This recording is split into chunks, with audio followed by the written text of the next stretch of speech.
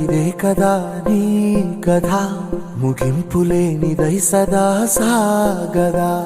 ఇదే కదా నీ కథ, ముగింపులేనిదై సదా సాగదా.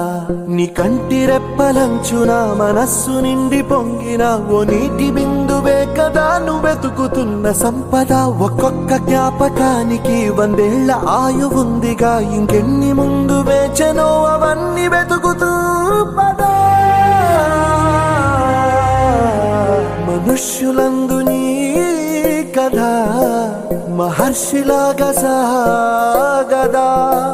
మనుష్యులందు నీ కథ మహర్షిలాగా సాగదా.